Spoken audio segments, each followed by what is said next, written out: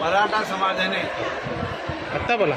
मराठा समाजाने एक आदर्श घालून दिला होता की लग्नामध्ये फालतू खर्च करायचा नाही, वाद्य लावायची नाहीत, लग्न समारंभ एकमेकावर ओझं न करता आपल्या परीने जसं शक्य होईल त्याप्रमाणे साधेपणाने लग्न करावी हे पायंडा घालून देतात.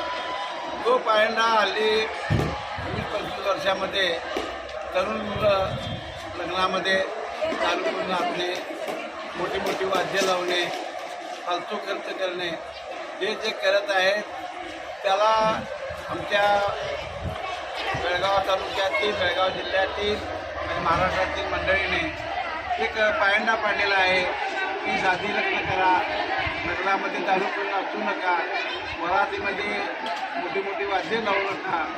त्या अनुसरून आज या ठिकाणी चंदेवडी गावाने, आंदेवड गावाने आदर्श निर्माण केला भगवानाने.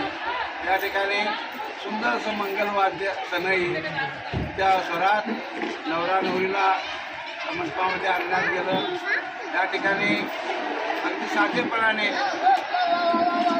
विवाह समारंभ म्हटल्यानंतर काही पाहुणे वगैरे देणार त्या दृष्टीने तेथे सुद्धा आवड घालण्याचं